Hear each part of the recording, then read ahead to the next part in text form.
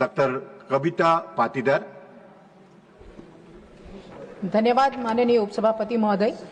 मैं सर्वप्रथम हमारे यशस्वी प्रधानमंत्री एवं उनकी दूरदर्शी सरकार का हार्दिक अभिनंदन करती हूं, जिनकी कृषक कल्याणकारी योजनाएं प्रधानमंत्री किसान सम्मान निधि, मृदा स्वास्थ्य कार्ड, प्रधानमंत्री सफल बीमा योजना तथा किसानों की आय दुगना करने का संकल्प आज देश के अन्नदाताओं को आत्मनिर्भर, सशक्तिकरण और सम्मान की दिशा में दृढ़ता से आगे बढ़ा रहे हैं। मैं स्वयं एक कृषक परिवार से हूं, इसलिए किसानों की पीड़ा और परिश्रम को गहराई से समझती हूं। इसलिए किसानों की एक गंभीर समस्या को सदन के समक्ष रखना चाहती हूं। वर्तमान में घोड़ा रोज और जंगली सुअर लहलहाती फसलों को पल भर में बर्बाद कर रहे हैं। मेरे किसान भाई सीमित साधनों के चलते अपनी फसलों को नहीं बचा पा रहे। कुछ किसान भाई लोहे की तार फेंसिंग करवा भी लेते हैं, पर घोड़ा रोज 20-12 फीट की लंबी लंबी छलांग लगाकर फसलों को बर्बाद कर रहे हैं और मेरे किसान भाई कुछ भी करने में असमर्थ है। अतः मेरा सरकार से विनम्र आग्रह है कि राष्ट्रीय स्तर पर एक विशेष अभियान चलाकर इन वन्य पशुओं को पकड़कर संरक्षित अभयारण्यों में भेजा जाना चाहिए या विशेषज्ञों की राय लेकर इस समस्या का निराकरण करने हेतु एक व्यवस्थित योजना बनानी चाहिए, ताकि मेरे किसान भाई घोड़ा रोज और जंगली सुअरों से अपनी फसलों को बचा सके और इस समस्या का से उनको छुटकारा मिल सके। बहुत बहुत धन्यवाद। धन्यवाद। श्री गुलाम अली। शुक्रिया deputy chairman sir. Demand to combat drugs menace through community participation. I rise to draw the attention of government to the alarming drug menace plaguing Jammu and Kashmir. An estimated 1.35 million people in J&K, about 8% of the population, are affected by substance abuse. Sir, 90% of these drug users are youth between 17 and 33-year-old. The proliferation of opioids, especially heroin, has created a public health crisis. For instance, shared needles have driven hepatitis C prevalences to nearly 20% among injecting drug users. Law enforcement alone cannot curb this epidemic, which is eating away at our social fabric. The need of hour is a massive community-driven fight back against drugs. We cannot succeed unless the fight becomes a public movement involving all sections of society. I ask the government to facilitate the formation of village-level anti-drug committees, empowering local leaders, teachers, religious heads, and especially women in dedicated anti-drug committees will help combat the menace at the grassroots. Notably, women can play a pivotal role in rehabilitation and awareness. Setting up all women anti-drug committees and support groups will help destigmatize addiction and save our youth. Furthermore, there is a need to strengthen rehabilitation infrastructure. There is no proper arrangement or policy for rehabilitating drug addicts in J&K, leading many to relapse after detoxification.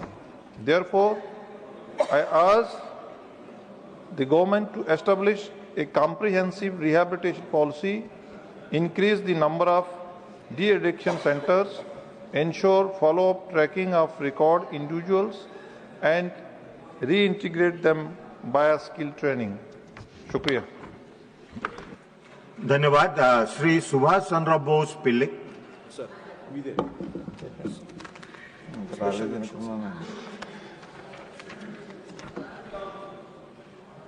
Deputy Chairman, sir. Thank you very much, sir. The aquaculture in the state of Andhra Pradesh is facing big crisis due to tariff attack by United States President Donald Trump. For a year, every time the price Wanami shrimp increases in the international market, hence there has been some kind of trouble. Prices fall has become a regular occurrence, even though there are no problems. Local buyers are reducing prices and hurting the aqua farmers. The latest Trump announcement has once again reduced Vanami prices, which has opened the door to new concern among farmers. Vanami shrimp cultivation is taking place in the coastal region of Andhra Pradesh in lakhs of acres. It has become a habit for buyers to reduce the prices of shrimp by making it look like scandal, even if there is an international incident. Vanami shrimp fetched a good price in March this year. A large number of shrimp was coming in the market. The price was reduced by 220 rupees per count. When Trump announced the tariff in the first week of April, they blocked it, reduced the prices drastically.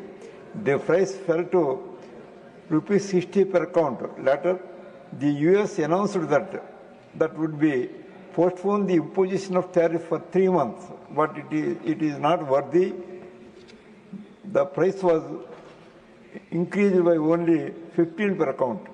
More than 70% Vanami, tiger shrimp and other shrimp exported from coastal Andhra are being exported to the United States. In this past, the anti-dumping box was 4.5% and the CVD tax was 5%, making total rupees 9.5%.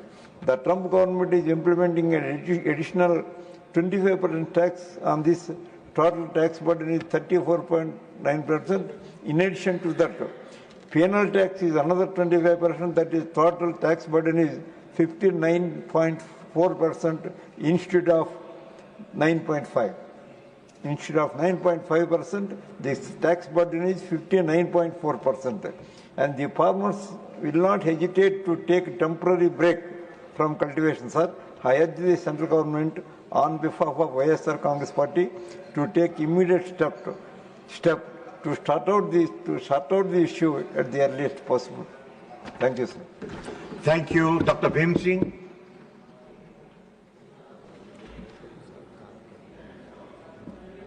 Mahoday, subject demand for establishment of modern, well-planned and self-reliant new towns named नमो नगर। महोदय, आज देश में तीव्र गति से शहरीकरण हो रहा है। गांव और छोटे कस्बों से लाखों लोग रोजगार, शिक्षा और बेहतर जीवन की तलाश में शहरों की ओर पलायन कर रहे हैं। इसके परिणाम स्वरूप बड़े शहरों पर जनसंख्या का अत्यधिक दबाव पड़ रहा है, जिससे वहां की मूलभूत सुविधाएं जैसे जल आपूर्ति, स्वास्थ्य, यातायात, स्वच्छता एवं आवास पर प्रतिकूल प्रभाव पड़ रहा है। वर्तमान शहरों की पूर्व निर्धारित व्यवस्था इस तेजी से बढ़ती जनसंख्या का भार वहन करने में असमर्थ होती जा रही है।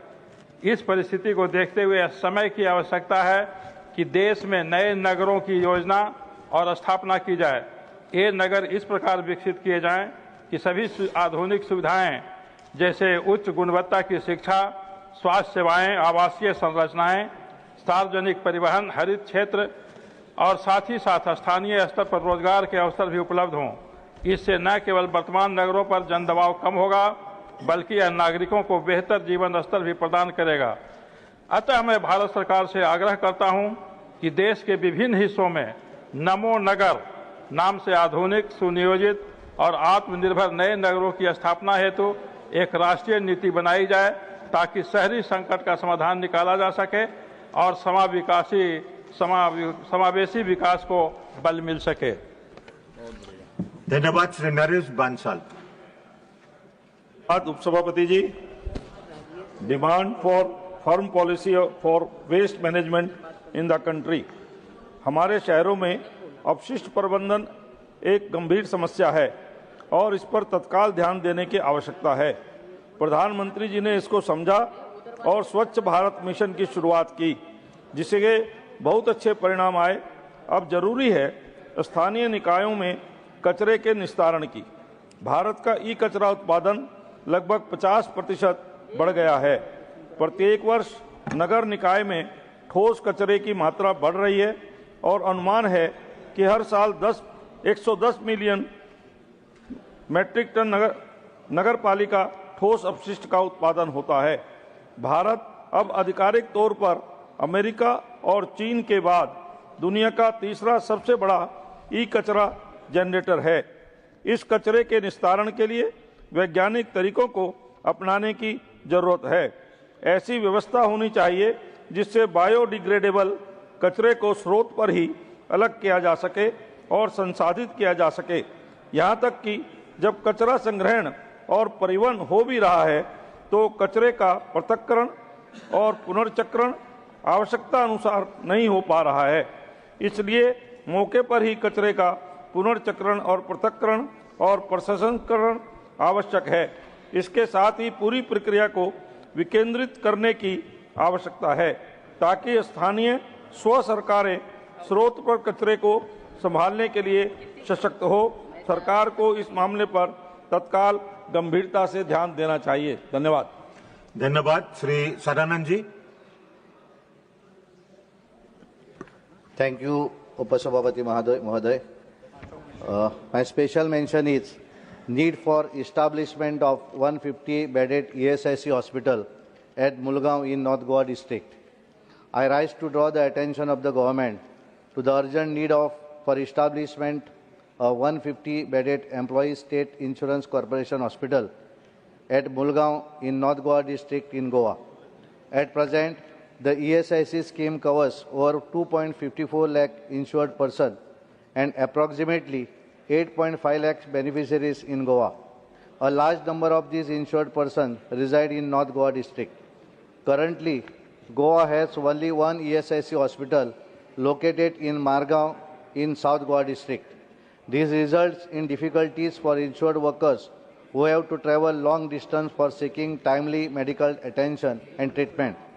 In this regard, it is also important to note that in the 189th meeting of the ESIC, the acquisition of approximately 5 acres of land at Mulgaon was approved at a proposed rate of rupees 14.16 crore for the construction of the ESIC hospital, and accordingly, the sale deed was executed in December 2023, and possession of the land was also handed over to the ESIC by the Goa Housing Board Corporation. This new proposed ESIC hospital in Mulgaon, North Goa district, will be operated directly by ESIC and will cater to nearly 1.35 lakh insured person in North Goa, as well as an insured person is adjoining Sindhudurg district of Maharashtra, which also lacks an ESIC hospital. This new ESIC hospital in Mulgaon is not just a need, it is a critical requirement for the welfare of the insured working population in the North Goa district. I appeal to the government to ensure that the construction of the 150-bedded ESIC hospital at Mulgaon is taken up on priority and that all pending processes are expedited at the earliest. Thank you, sir. Thank you. Ms. Swati Maliwal, not present. Sri Brijlal ji. Thank you, Deputy Chairman, sir. My subject, need for tapping of geothermal power. The Prime Minister's vision for a clean and green energy, Atmanirbharta by 2040, encompasses several key areas. Energy security, which involves diversifying energy sources, boosting domestic production of alternative fuels like hydrogen and biofuels, solar, wind, hydro, and reducing dependence on imported oil and gas. Geothermal power is a new addition to it.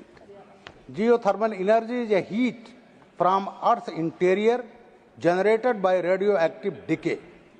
India has 381 thermally anomalous sites identified by the Geological Survey of India GSI with a potential to generate 10,600 megawatt, enough to power 10 million households. ONGC is leading India's first geothermal power project in Puga Valley, Ladakh, with the aim of generating 1 megawatt power in the initial phase. This pilot project, located at 14,000 feet, is also the world's highest geothermal power plant. The project will involve drilling 2 wells, each reaching 1,000 meters deep, to tap the geothermal reservoir. Key projects include 20 kilowatt pilot plant in Manuguru, Telangana, Dirang in Northeast, and ONGC's 1 megawatt project in Gogabari, Ladakh, and finally, which will be a commercial scale plant of 250 megawatt in future. Since Himachal Pradesh, Uttarakhand, Jammu Kashmir, Northeast have many known spots of geothermal energy, we should tap these sources of energy which is non-polluting, carbon-free and sustainable. The project is expected to not only provide electricity but a great help to the force deployed at remote and inhospitable terrains. I urge the government to look into it. Thank you, sir. धन्यवाद. इंदुवाला गोस्वामी जी. धन्यवाद उपसभापति महोदय. My special mention is demand for the construction of Utrala Holy Road in Baijnath, district Kangra, Himachal Pradesh. उपसभापति जी, मैं सरकार का ध्यान अपने राज्य हिमाचल प्रदेश के जिला कांगड़ा के बैजनाथ में उतराला होली मार्ग के निर्माण की ओर आकृष्ट करना चाहती हूँ. जिला कांगड़ा चंबा की दूरी कम करने वाले इस मार्ग का निर्माण बेहद महत्वपूर्ण है. इस सड़क के निर्माण से जिला कांगड़ा और चंबा की दूरी 200 किलोमीटर से कम होकर महज 60 किलोमीटर रह जाएगी. धौलाधार पर्वतमाला के दोनों ओर होली, भरमौर और कांगड़ा क्षेत्र में रहने वाले स्थानीय और जनजातीय लोगों को आसान आवागमन की सुविधा मिलेगी. पर्वतीय क्षेत्रों में वर्षा एवं भूस्खलन के कारण जब मुख्य मार्ग अवरुद्ध हो जाता है तब यह वैकल्पिक मार्ग जनजीवन को सुचारू रखने में अहम भूमिका निभाता है. इस सड़क के निर्माण से दोनों जिलों के दुर्गम क्षेत्रों के लिए भी आवागमन आसान होगा और क्षेत्र के लोगों की जीवन रेखा भी सुदृढ़ होगी. यह क्षेत्र प्राकृतिक सौंदर्य से भी भरपूर है. इस सड़क के बनने से पर्यटकों का आवागमन तेज होगा और धौलाधार पर्वतमाला के मनोरम अनछुए क्षेत्र भी पर्यटकों के लिए खुल जाएंगे. साथ ही यह क्षेत्र पर्यटन की दृष्टि से विकसित होकर रोजगार के अवसर भी सृजित करेगा. उपरोक्त वर्णित तथ्यों के आधार पर सरकार से अनुरोध करती हूं कि उतराला होली मार्ग के निर्माण को केंद्र सरकार की योजना के अधीन लेकर शीघ्र कार्य प्रारंभ करवाने की कृपा करें ताकि लाखों लोगों को इस मार्ग के बनने से राहत और हिमाचल के विकास को लाभ मिल सके. धन्यवाद. धन्यवाद. श्री महेंद्र भट्ट. माननीय उपसभापति महोदय जी, मैं आपका आभारी हूँ. क्या आपके माध्यम से मैं सरकार का ध्यान अति महत्वाकांक्षी योजना जिसके तहत हर आदमी को उचित स्वास्थ्य सुविधा प्रदान करने हेतु प्रत्येक जिले में मेडिकल कॉलेज खुलवाने की ओर दिलाना चाहता हूँ. इस संदर्भ में यह कहना है कि उत्तराखंड एक सीमांत राज्य है जो भौगोलिक परिस्थितियों में हिमालयी क्षेत्र में बसा हुआ है. देश के माननीय प्रधानमंत्री जी की सरकार की घोषणा कि प्रत्येक जिले में मेडिकल कॉलेज खोले जाएंगे, इससे यहाँ के नागरिकों में एक खुशी की जागृति हुई है. पिछले लंबे समय से उस संदर्भ में राज्य सरकार द्वारा जिला मेडिकल कॉलेजों के लिए केंद्र से संपर्क साधा जा रहा है, परंतु अभी तक अपेक्षाकृत परिणाम नहीं आए हैं. परंतु राज्य के सभी सीमा तटीय जिले जिनमें चमोली, उत्तरकाशी, पिथौरागढ़, अल्मोड़ा, चंपावत सहित अनेकों जिलों में मेडिकल कॉलेज की नितांत आवश्यकता है. अतः मैं सरकार से मांग करता हूं कि जनपद में मेडिकल कॉलेज खुलवाने की महत्वाकांक्षी योजना को यथाशीघ्र अमली जामा पहनाया जाए. धन्यवाद. धन्यवाद. Shri Neeraj Dangi, not present. श्री मयंक कुमार नायक. धन्यवाद. माइक. धन्यवाद sir. Requested for the including of additional villages of Mehsana district in Shama Prasad Mukherjee Urban Mission SPMRM. मैं सरकार का ध्यान Shyama Prasad Mukherjee rural mission SPMRM की ओर आकृष्ट करना चाहता हूं. इस योजना के उद्देश्य ग्रामीण क्षेत्रों को शहरी सुविधा युक्त बनाना है। महसाणा जिले में अब तक केवल एक रूरबन क्लस्टर बेचराजी स्वीकृत किया गया है, जिसके अंतर्गत पाइपलाइन नेटवर्क, उन्नयन, स्कूल इंफ्रास्ट्रक्चर का पुनर्निर्माण तथा लैंडफिल साइट का विकास जैसे कार्य 2020-21 तक पूरे किए जा चुके हैं। लेकिन महसाणा जिले के अन्य तहसील जैसे विसनगर, कड़ी, ऊंझा, खेरालू, वडनगर आदि भी इस मिशन के मापदंडों पर खरे उतरते हैं और विकास की दृष्टि से इस योजना में शामिल किए जाने के पात्र हैं।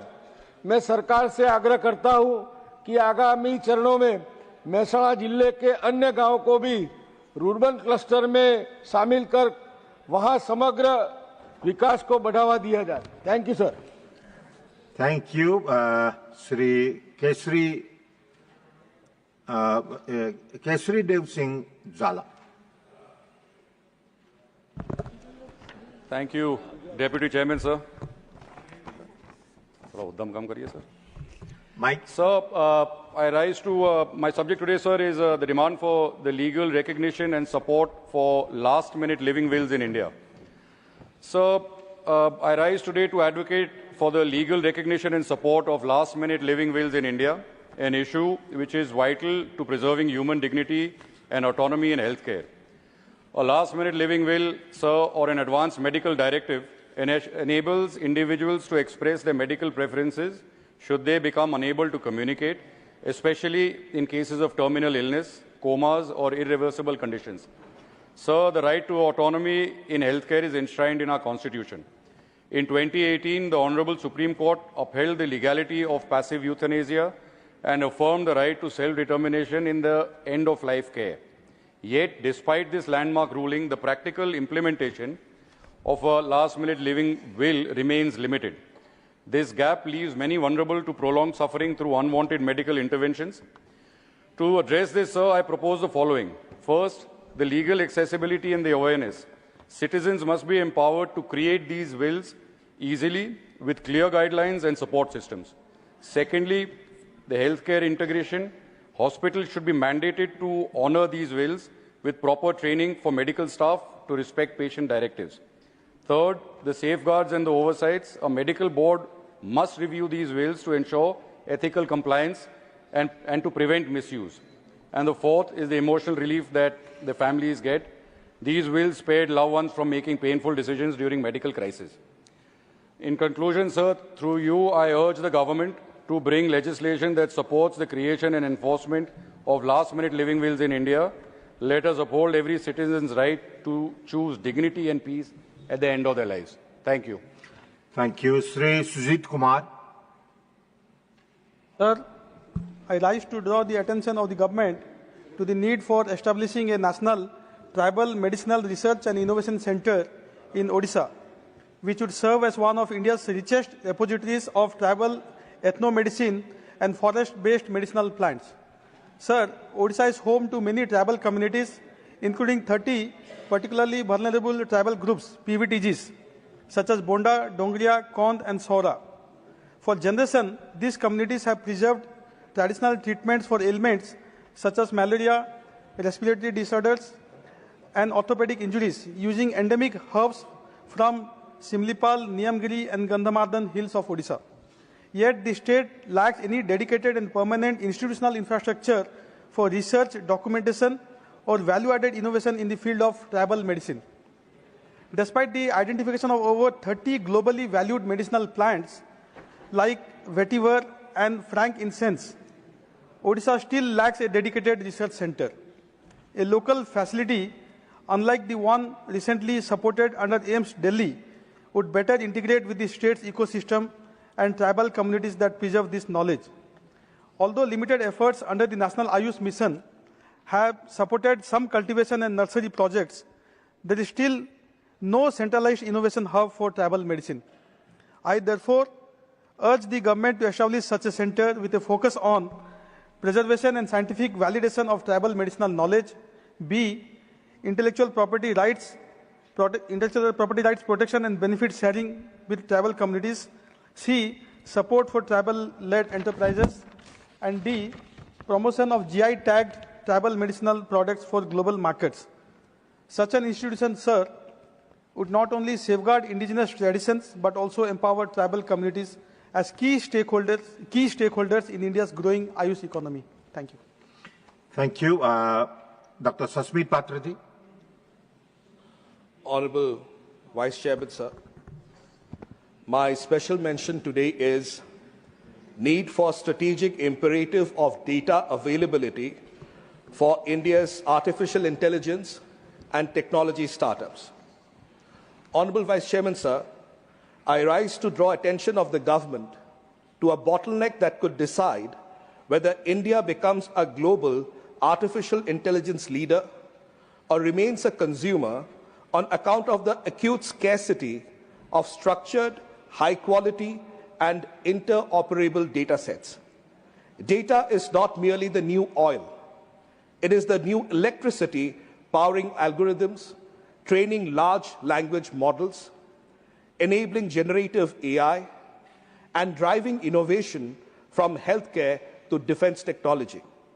While nations like United States of America and China have developed open data regimes, federated data networks, and synthetic data pipelines, Indian startups remain constrained by fragmented public data sets, locked away private data, and absence of harmonized standards.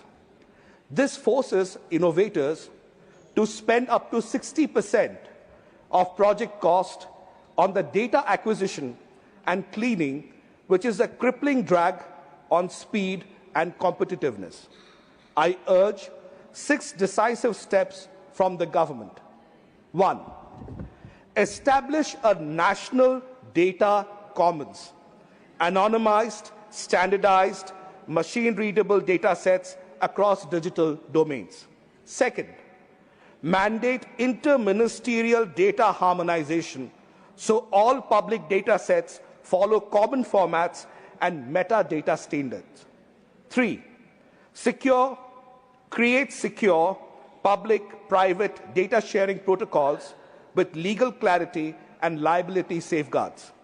4, incentivize industry to contribute non-sensitive data sets backed by recognition and tax credits.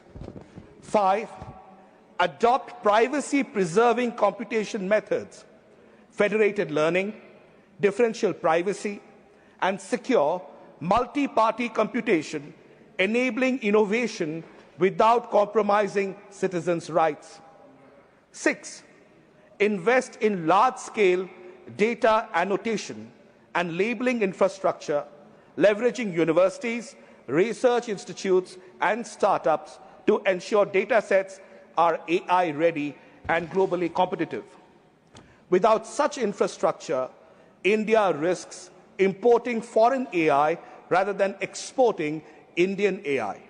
With it, we will leapfrog global peers, anchor leadership for the global South, and power a $1 trillion innovation economy. I thank you, sir. Thank you. Shri Dharyasil Mohan Patil. अध्यक्ष महोदय, महाराष्ट्र राज्य के कोकण क्षेत्र के लिए NDRF की स्थायी station की मैं मांग कर रहा हूं। सभापति महोदय, महाराष्ट्र का कोकण क्षेत्र, जिस क्षेत्र में रायगढ़, पालघर, ठाणे, सिंधुदुर्ग, रत्नागिरी जैसे जिले आते हैं। अध्यक्ष महोदय, भौगोलिक एवं जलवायु दृष्टि से बहुत ही संवेदनशील ये क्षेत्र है। इसके कारण प्राकृतिक आपदा यहाँ भारी घटना यहाँ पर घटित होती है। चक्रवात, भारी वर्षा, बाढ़, भूस्खलन जैसी प्राकृतिक आपदा यहाँ पर आम बात है। अध्यक्ष महोदय, गेले 2-3 दिनों से कोकण में भारी वर्षा हो रही है और कोकण का जो भूतल है उसका जो तीव्र उतार है, उसके कारण यहाँ पर आने वाली बाढ़ बहुत ही कम वक्त में आती है और बहुत ही बड़ी क्षति करके यहाँ से चली जाती है। अध्यक्ष महोदय, यहाँ पर होने वाली वर्षा 3000 से 4000। you have to go by the text only. आपने जो टेक्स्ट दिया है वही आपको पढ़ना है, बाहर की बातें नहीं ला सकते। बराबर है। बीते कुछ वर्षों में अध्यक्ष महोदय, इसमें निसर्ग तोक्ते जैसे चक्रवात, भारी वर्षा के साथ आने वाली बाढ़ जैसी घटनाओं ने कोकण क्षेत्र में जनधन को बहुत क्षति पहुंचाई है। साथ में ही अध्यक्ष महोदय, इस क्षेत्र में होने वाले औद्योगिक विकास के साथ होने वाली दुर्घटनाओं का भी विचार करना आवश्यक है। अध्यक्ष महोदय, आपदा होने के बाद पुणे स्थित एनडीआरएफ स्टेशन से आने वाली इकाइयां बचाव कार्य के लिए आती तो है, लेकिन उसमें बहुत सारा विलंब होता है। अध्यक्ष महोदय, इसलिए अगर कोकण क्षेत्र में मध्य क्षेत्र में हुए पेन, रोहा, पनवेल के आसपास अगर स्थायी एनडीआरएफ स्टेशन स्थापित हो तो पूरे कोकण क्षेत्र को इसका कवरेज मिल सकता है। अध्यक्ष महोदय, कोकण क्षेत्र के आसपास रहने वाले मुंबई, नवी मुंबई क्षेत्र को भी त्वरित मदद मिलना संभव है। इसलिए अध्यक्ष महोदय, मैं ये मांग करता हूं कि केंद्र सरकार से ये आग्रह करता हूं कि महाराष्ट्र के कोकण क्षेत्र के लिए पेन स्थित स्थायी एनडीआरएफ स्टेशन स्थापित किया जाए। ऑनरेबल मेंबर, आपका जो अप्रूव्ड टेक्स्ट है, जो आपने दिया था, जो अप्रूव हुआ है, उसी को पढ़ना है, अंत में बाकी रिकॉर्ड में नहीं जाएगा। अंत में मैं केंद्र सरकार से आग्रह करता हूं कि कोकण महाराष्ट्र के पेन स्थायी एनडीआरएफ स्टेशन की स्थापना की जाए, जिसमें पर्याप्त जनशक्ति, आधुनिक आपदा उपकरण, जल एवं स्थल दोनों प्रकार के बचाव साधन टेक्स्ट में नहीं है। और मेंबर, वही पढ़ रहा हूँ, जो टेक्स्ट आपको अप्रूव हुआ है वही पढ़ रहा हूँ सर। अभी जो पढ़ रहे हैं वो टेक्स्ट में नहीं है, आपका अप्रूव टेक्स्ट में नहीं है। नहीं, मुझे यही मिला है सर। चलिए समाप्त कीजिए। अब वही बोल रहा हूँ। फिर पढ़ूं मैं? नहीं, आप आखिरी पैराग्राफ पढ़िए। सेम ही है, ठीक है। यह कदम केवल आपदा प्रतिक्रिया की गति और क्षमता को बढ़ाएगा, बल्कि कोकण क्षेत्र में लाखों निवासियों के लिए जीवन एवं संपत्ति की सुरक्षा भी सुनिश्चित करेगा। आभारी। धन्यवाद पाटिल जी। श्रीमती संगीता यादव।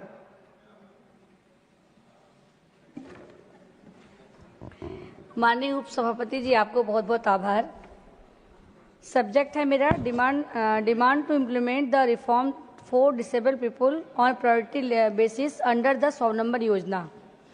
स्वावलंबन योजना के तहत दिव्यांगजन को यूनिक डिसेबिलिटी आईडी यूडीआईडी जारी करने से उनका दिव्यांगता प्रमाण पत्र पूरे देश में मान्य हो गया है। यह एक ऐतिहासिक कदम है, लेकिन अभी कई सुधार आवश्यक हैं।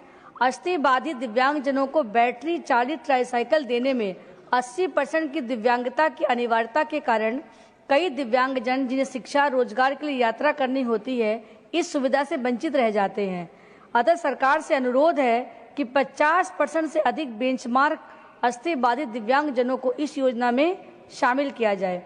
यूडीआईडी कार्ड और प्रमाण पत्र प्राप्त करने में विशेषज्ञ डॉक्टरों की कमी से दिव्यांगजन समस्याओं का सामना करते हैं। राज्य के समेकित क्षेत्रीय केंद्रों सीआरसी के विशेषज्ञों को प्रमाणीकरण बोर्ड में शामिल कर इस प्रक्रिया को सरल बनाया जाए। साथ ही सीआरसी और डीडीआरसी के संविदा कर्मचारियों की सेवा शर्तों को भी अस्थायी करने का सरकार से आग्रह है। सहायक यंत्रों उपकरणों की खरीद फिटिंग के लिए दिव्यांगजनों को सहायता योजना के तहत श्रवण बाधित बच्चों को कोक्लियर इम्प्लांट की सुविधा दी जाती है, लेकिन रखरखाव के लिए कोई वित्तीय सहायता नहीं दी जाती है। प्रोसेसर और बैटरी बदलने का खर्च गरीब परिवार नहीं उठा सकते हैं। अतः सरकार से अनुरोध है कि इसमें वित्तीय सहायता दें। उपकरण निर्माता कंपनियों से 10 वर्ष का बीमा करें। ब्लॉक स्तर पर संसदीय स्वास्थ्य मेले आयोजित कर दिव्यांगजनों के प्रमाणीकरण, उपकरण वितरण, रोजगार और चिकित्सा सुविधाओं को एक मंच पर उपलब्ध कराया जाए। आय प्रमाण पत्र हेतु स्वयं प्रमाणन सेल्फ सर्टिफिकेशन की सुविधा दी जाए और विशेष शिक्षकों की स्थायी नियुक्ति की भी सुनिश्चित किया जाए। आपके माध्यम से मैं सरकार से निवेदन करती हूं कि इन जो भी मैंने डिमांड रखी है उसको प्राथमिकता से लागू किया जाए। धन्यवाद। Shrimati Kiran Chaudhary. Thank you, sir. So my subject is concern over irregularities in crop compensation for Kharif 2023 in Charkhi Dadri district and Bhiwani district in Haryana. Sir, मैं सरकार का ध्यान हरियाणा में जिला भिवानी और जिला दादरी में खरीफ 2023 की कपास की फसलों में प्राकृतिक आपदाओं, गुलाब सुंडी जिसको कहते हैं, में हुई क्षति के मुआवजे वितरण में गड़बड़ियों के मुद्दे की तरफ आकर्षित करवाना चाहती हूँ। मुआवजा वितरण का काम एक निजी बीमा कंपनी को प्रधानमंत्री फसल बीमा योजना के तहत मिला था। कपास का मुआवजा क्रॉप कटिंग एक्सपेरिमेंट CCE के तहत होता है, जिसमें उपरोक्त मुआवजे की राशि लगभग 450 करोड़ रुपए थी, परंतु मुआवजे का मापदंड CCE से हटाकर सैटेलाइट इमेजरी डाटा के आधार पर करवा लिया गया, जिससे किसानों में बहुत ही जबरदस्त व्यापक रोष है। यह भी उल्लेखनीय है सर कि CCE के मापदंडों को हटाकर सैटेलाइट इमेजरी डाटा का बदलाव सैटेलाइट टेक्निकल एडवाइजरी कमेटी के नाम पर किया गया, जो उस समय निलंबित थी।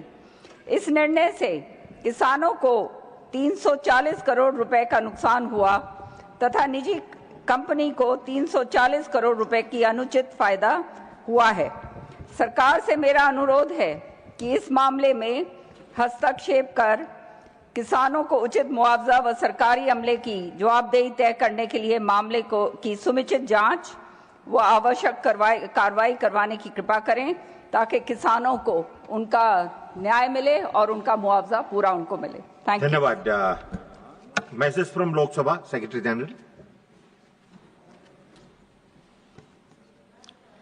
Sir, with your kind permission, I rise to report that the Lok Sabha at its sitting held on the 20th August 2025 adopted the following motion: that the bill further to amend the Constitution 130th Amendment Bill 2025, the Government of Union Territories Amendment Bill 2025 and the Jammu and Kashmir Reorganization Amendment Bill 2025 be referred to a joint committee of the Houses consisting of 21 members from this House and 10 members from Rajya Sabha to be nominated by the Honorable Deputy Chairman, that in order to constitute a sitting of the joint committee, the quorum shall be as near as may be 1/3 of the total number of members of the joint committee, that the committee shall make a report to this House by last day of the first week of next session, that in other respects the rules of procedure and conduct of business of this House relating to parliamentary committees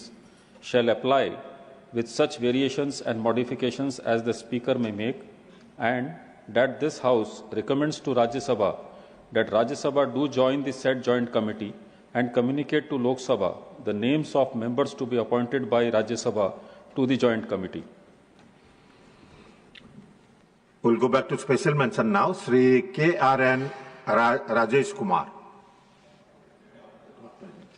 Not present. Dr. Sumer Singh Solanki.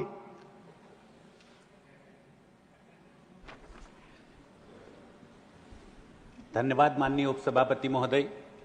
नर्मदे हर।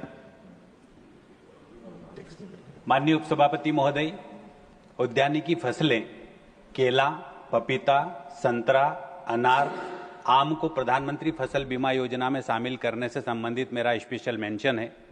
मैं एक महत्वपूर्ण विषय की ओर सरकार का ध्यान आकर्षित करवाना चाहता हूं। यह विषय देश के उन लाखों किसानों से संबंधित है जो उद्यानिकी फसलों की खेती कर अपने परिवार और देश की अर्थव्यवस्था को मजबूत कर रहे हैं। प्रधानमंत्री जी ने किसानों के हित में अनेक योजनाएं लागू की है।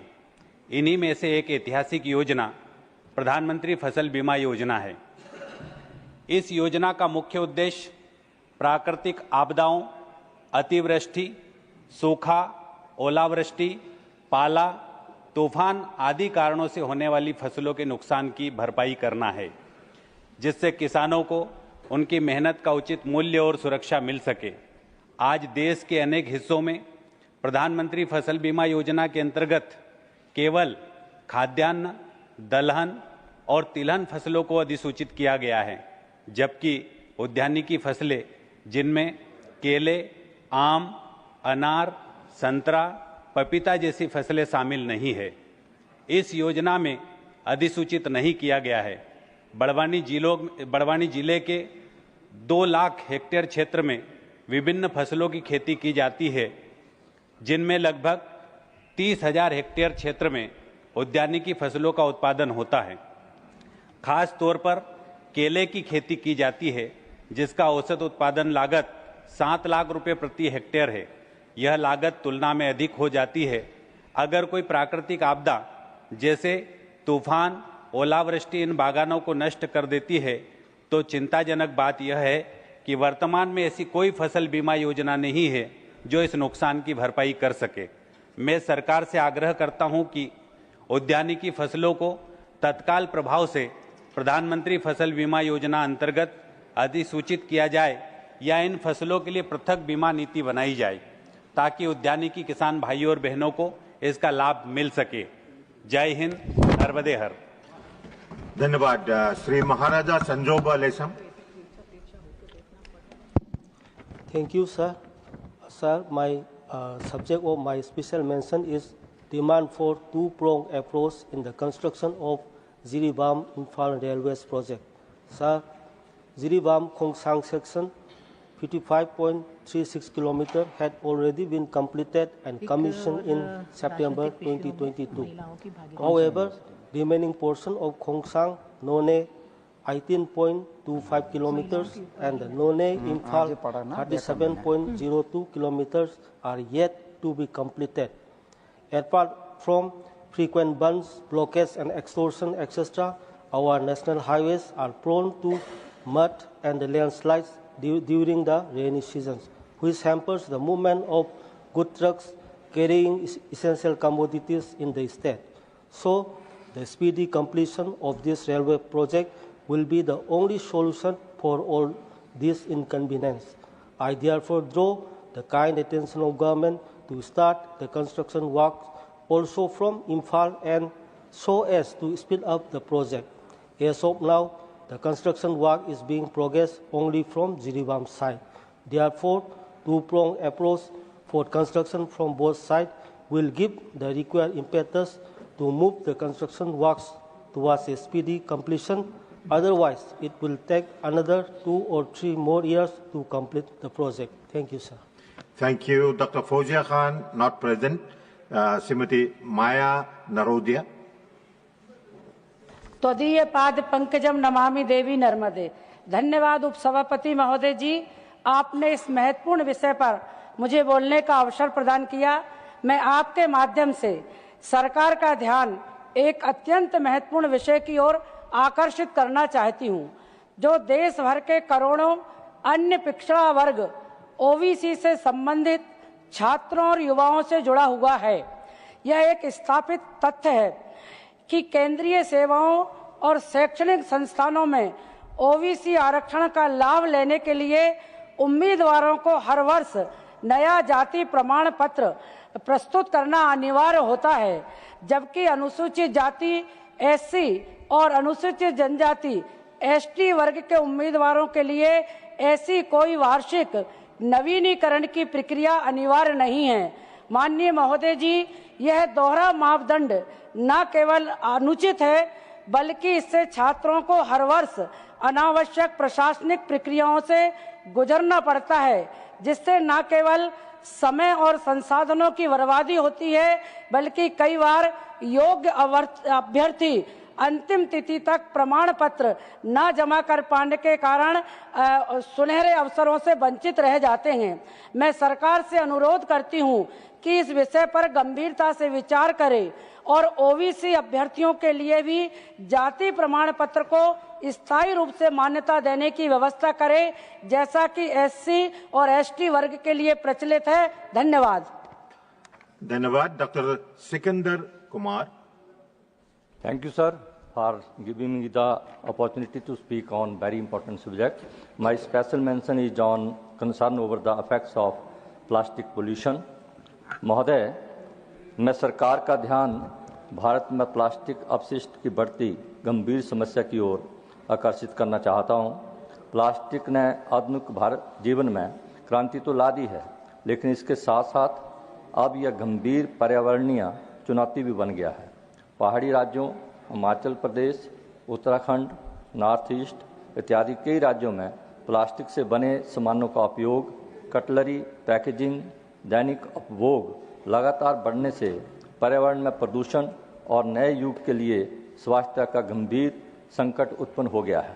प्लास्टिक अपशिष्ट अब माइक्रोप्लास्टिक में विघटित होकर भोजन, जल और मृदा तंत्र प्रणालियों में भी प्रवेश कर गया है। प्रतिबंध के बावजूद सिंगल यूज प्लास्टिक के प्रभुत्व को अभी भी नकारा नहीं जा सकता।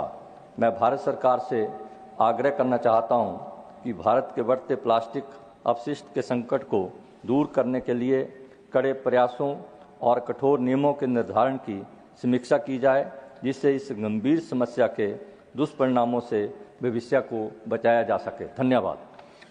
धन्यवाद। Doctor V Sivarasan, not present. Doctor Medha Vishram Kulkarni. Thank you, Honorable Deputy Chairman, sir. My subject for today's special mention is urgent demand to resolve Aadhaar access barriers faced by biometrically unfit citizens.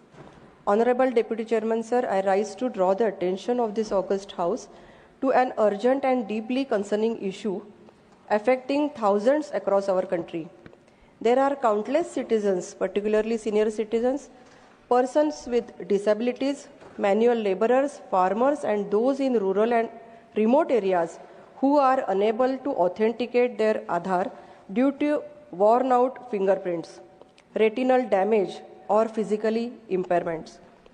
Many also suffer from chronic health conditions that prevent biometric verification.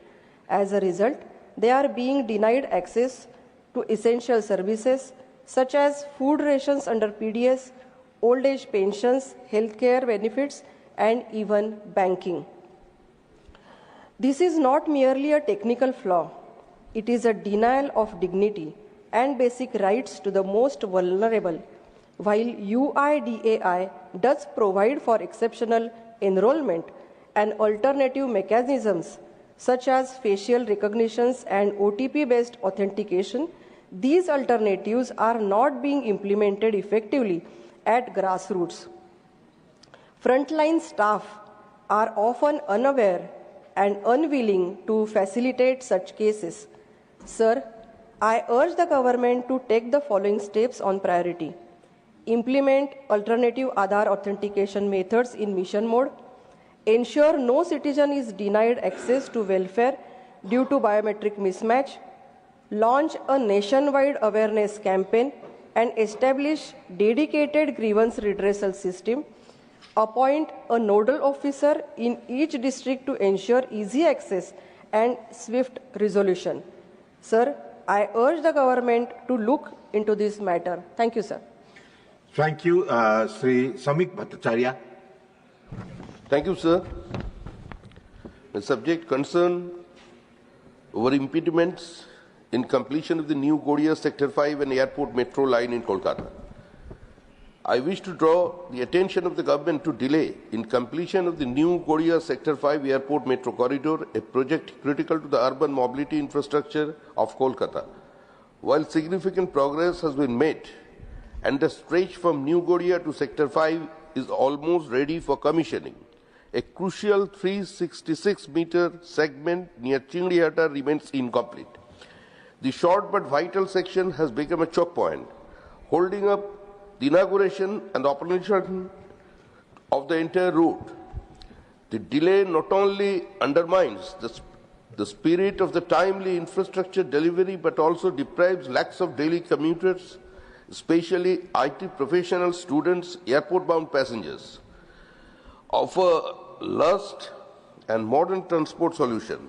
There has been little headway in resolving the pending issues involving land acquisition, alignment, clearance of interdepartmental coordination.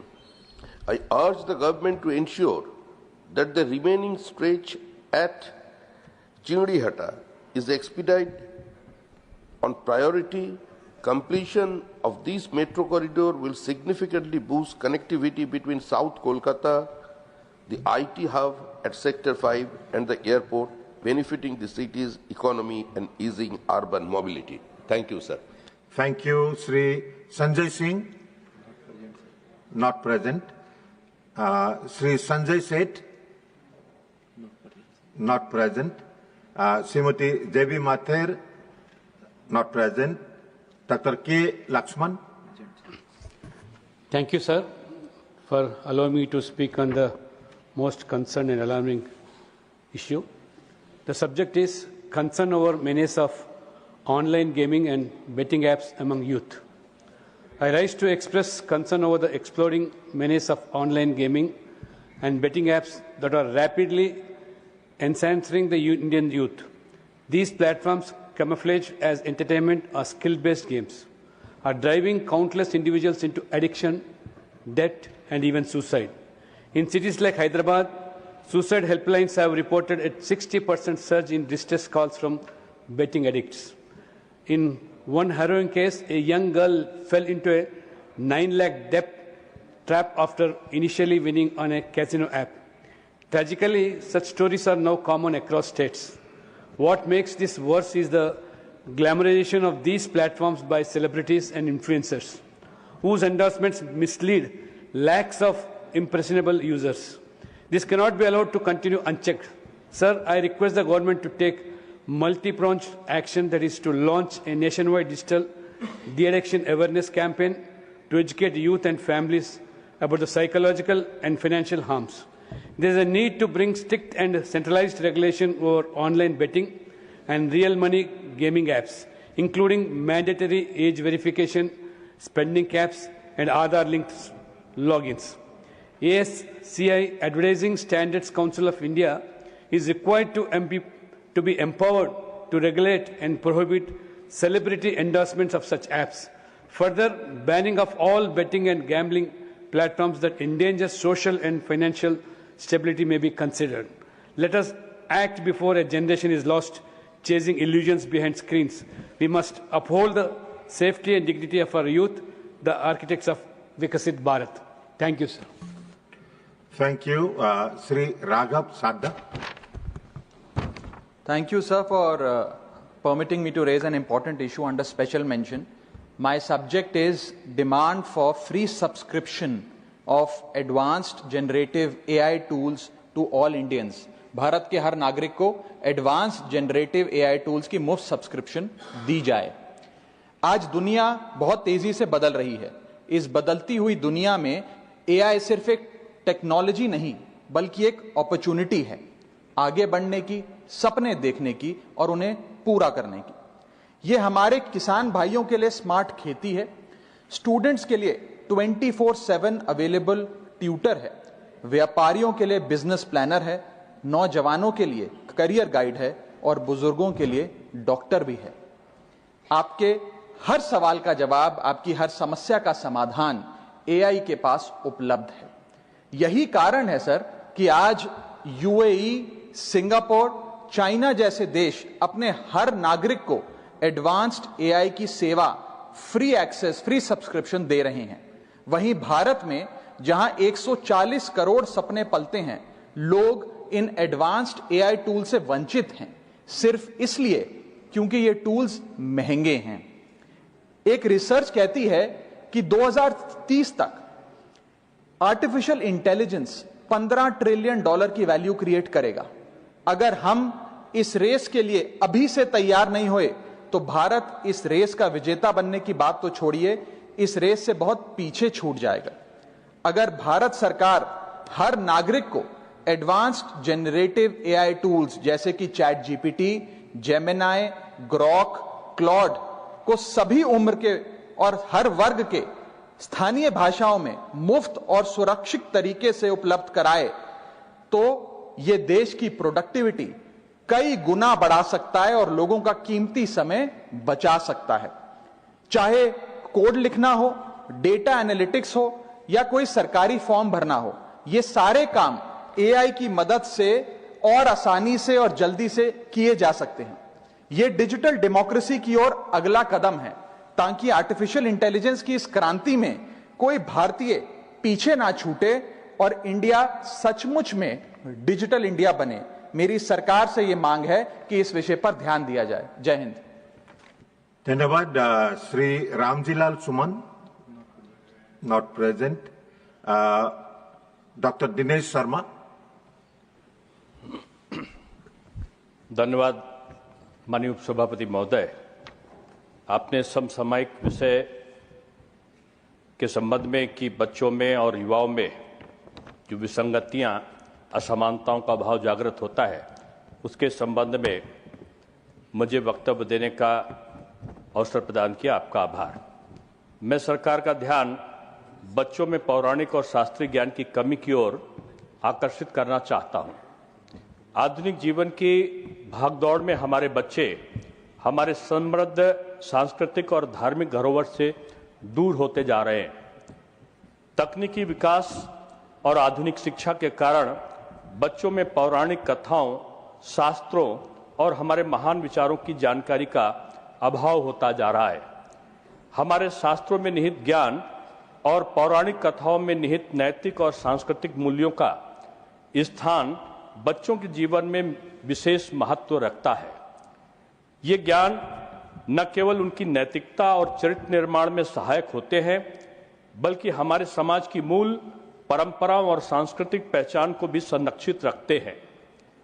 इसलिए यह आवश्यक है कि हमारे सरकारी और निजी विद्यालयों के पाठ्यक्रम में पौराणिक और शास्त्रीय विषयों को अनिवार्य रूप से सम्मिलित किया जाए। महाभारत, रामायण, गीता और अन्य शास्त्रों में निहित शिक्षाएं बच्चों को नैतिक मूल्यों, अनुशासन और कर्तव्य निष्ठा की प्रेरणा देती हैं। इससे वे न केवल अपना चरित्र सशक्त बना सकते हैं, बल्कि अपनी संस्कृति के प्रति सम्मान और गर्व की भावना को भी विकसित कर सकते हैं। इसके अलावा विद्यार्थियों को पौराणिक कथाओं और शास्त्रों से जोड़ने के लिए विशेष कक्षाओं या कार्यक्रमों का आयोजन भी किया जा सकता है। यह पहल न केवल बच्चों के मानसिक और नैतिक विकास में सहायक होगी, बल्कि आने वाली पीढ़ियों को हमारी सांस्कृतिक विरासत से जोड़ने में यह महत्वपूर्ण भूमिका निभाएगी। माननीय सरकार से आपके माध्यम से निवेदन करता हूं कि इस विषय पर ध्यान देते हुए आवश्यक कदम उठाया जाए, ताकि बच्चों को पौराणिक ज्ञान और शास्त्रों की शिक्षा दी जा सके। धन्यवाद। धन्यवाद doctor Dinesh Sharma. Doctor John Brittas, not present. Doctor Ashok Kumar Mittal. धन्यवाद महोदय, आपने मुझे आज मौका दिया कि मैं जो लो speed and limited coverage of 5G services in India है, भारत में है, उसके बारे में अपनी बात रख सकूं। सर, देश में 5G की शुरुआत अक्टूबर 2022 में डिजिटल इंडिया के सपने के साथ हुई थी। सरकार यूपीआई, डिजिटल पेमेंट्स और AI आधारित गवर्नेंस की बात करती है, जिसका विजन था कि विदेश में बैठा एक डॉक्टर भारत में वीडियो कॉन्फ्रेंसिंग के माध्यम से सर्जरी कर सकेगा। भारत की औसत 5G डाउनलोड स्पीड 2023 की शुरुआत में 304 Mbps थी सर, 2023 में, जो 2023 के अंत तक 280 Mbps रहेगी और आज सर सिर्फ 91 Mbps तक रह चुकी है, गिर चुकी है। ये वैश्विक रैंकिंग में भारत 12वें स्थान पे था और वो फिसलकर 26वें स्थान पर आ गया है। UAE, कतर, दक्षिण कोरिया जैसे देश 400 Mbps की स्पीड के साथ काम कर रहे हैं। दूसरी तरफ 2024 में 5G यूजर्स की संख्या 29 करोड़ हो चुकी है और 2028 तक 77 करोड़ होने का अनुमान है। ग्रामीण और पिछड़े इलाकों में 5G अभी भी एक सपना रह गया सर, वहां तक तो पहुंचा ही नहीं। सबसे चिंताजनक बात है BSNL की, जो सरकारी कंपनी है। जियो और एयरटेल ने तो 2022 में 5G लॉन्च कर दिया था, तब से लेकर आज तक बीएसएल ने 5G की शुरुआत ही नहीं की है। पहले डेडलाइन थी दिसंबर 23, मतलब 1.5 साल पहले ही, फिर जून 24 हुई और अब जुलाई 25 थी और वो भी सर निकल गया। मेरा सरकार से आग्रह है कि वह इस विषय को गंभीरता से ले और देश भर में 5G network coverage, 5G network coverage, speed spectrum उपयोगिता की पारदर्शी निगरानी सुनिश्चित करे और एक national digital infrastructure performance report जारी करे जिससे सभी टेलीकॉम ऑपरेटरों की जवाबदेही तय हो सके। धन्यवाद। धन्यवाद। श्री गोला Baburao. Thank you very much, Vice Chairman Mahoday. The subject is concern over issues faced by Vizag Steel Plant. Being India's first shore-based integrated steel plant, the RINL was earning profits and had a positive net worth. But subsequently, it started incurring losses due to not having captive mines. RINL is buying iron ore from open market at higher rates. Unlike other PSUs, steel companies which have captive mines and enjoy cost of advantages. Secondly, RINL is borrowing money at the rate of 14% interest for working capital. As a result, the cost of production has gone up, thereby affecting its profitability. RINL has been appealing for allocation of iron ore mines under Section 17A of the MMRDR Act 2015, but no significant progress has happened so far. I therefore demand that time has come to allot iron ore mines to RINL to make it profitable. Further, the employees of RINL are facing issues of wage revision, promotion policy, recruitment, delayed payment of salaries, cuts in salary, perks, HRA, etc. Recently, RINL has introduced 2 voluntary retirement schemes. Nearly 1,500 employees have been given VRS. Andhra Pradesh Assembly has also passed the unanimous resolution against the privatization of the RINL. Steel Ministry says that CCEA approved 100% RINL disinvestment. Hence, I make the following demands from the government. The immediate allocation of iron ore mines to RINL. Second, stop retrenchment of employees. Third, provide more money for working capital. Fourth, merge RINL with SAIL. Thank you so much. Thank you. Sri Sant Balbir Singh, not present. Dr. Anil Sukhdev Rao Bonde, not present.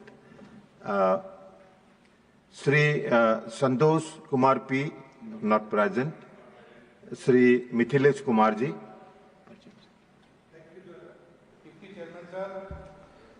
मेरा subject है demand for expanding environmental clearance for expansion of Ram Manohar Lohia hospital new Delhi.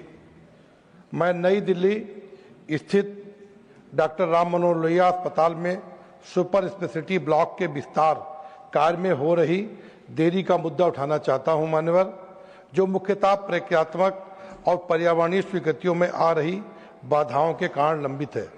Super speciality block के विस्तार का कार्य कोविड-19 महामारी से पहले ही प्रारंभ हुआ था, जिसका उद्देश्य ऑन्कोलॉजी, नेफ्रोलॉजी, जेरियाट्रिक्स और उन्नत सर्जिकल देखभाल जैसे महत्वपूर्ण क्षेत्रों में आरएमएल अस्पताल की क्षमता को सुदृढ़ करना था, किंतु पिछले कई वर्षों से परियोजना बार बार अटकी रही।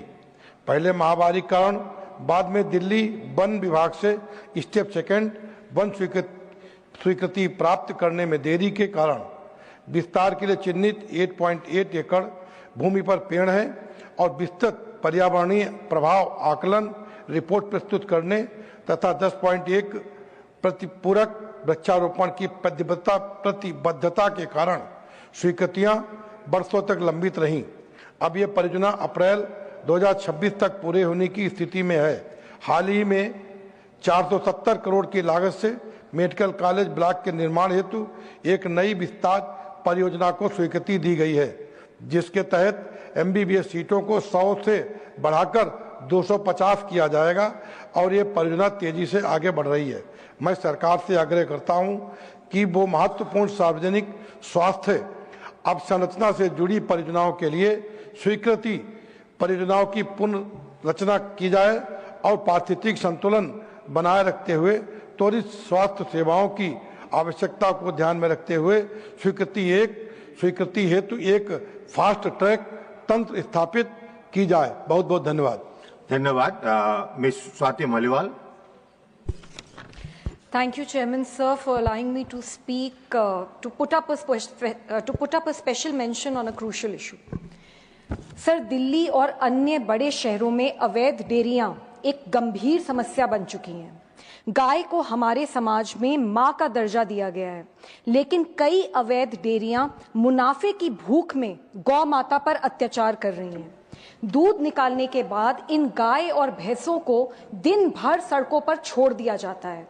भोजन और पानी के अभाव में ये कचरा खाती हैं और थककर सड़कों पर बैठ जाती हैं। इससे दुर्घटनाएं होती हैं और गाय तथा वाहन चालकों दोनों की जान जोखिम में पड़ती है। 2023 से 2025 के बीच दिल्ली में ऐसी 2500 से अधिक सड़क दुर्घटनाएं हो चुकी हैं। इन बेजुबान गाय की कोई गलती नहीं है। डेयरी में इनके स्वास्थ्य, टीकाकरण और पोषण की कोई व्यवस्था नहीं है। बीमारियां, चोटें और संक्रमण आम हैं। दूध निकालने के बाद इन्हें बेसहारा छोड़ दिया जाता है। दिल्ली में सैकड़ों अवैध डेयरियां बिना लाइसेंस और नियंत्रण के चल रही हैं। मैं सरकार से आग्रह करती हूं कि इन अवैध डेयरियों पर सख्त से सख्त कार्यवाही की जाए और नई और आधुनिक गौशालाएं बनाई जाएं, जहां गाय को सुरक्षा, सेवा और सम्मान मिल सके। यदि हम ये कर पाए तो गाय और आम जनता दोनों की दुआएं लगेंगी। Thank you sir. धन्यवाद।